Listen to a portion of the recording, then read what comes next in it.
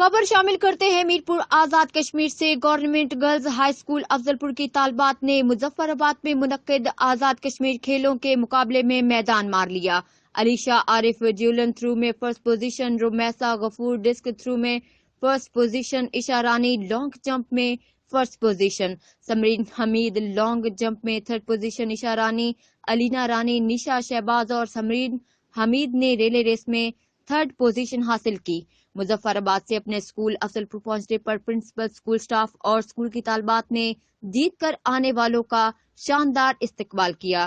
तालबात के वालिदैन का कहना है कि हमें अपने बच्चियों पर फख्र है। साबित हुआ कि लड़कियों को मौके फराहम किए जाएं तो लड़कों से कम नहीं। बच्चियों ने ग्राउंड ना होने के बावजूद इतनी अच्छी कारकर्दगी दिखाई। असातिज़ा की मेहनत भी शामिल है जिन्होंने अपनी मदद आपके तहत तालबात को सिखाया। असातिज़ा और तालबात की तरफ से दरख्वास्त की गई है कि इन्हें ग्राउंड बनाकर दिया जाए ताकि आइंदा इससे भी बेहतर कारकर्दगी दिखाई जा सके।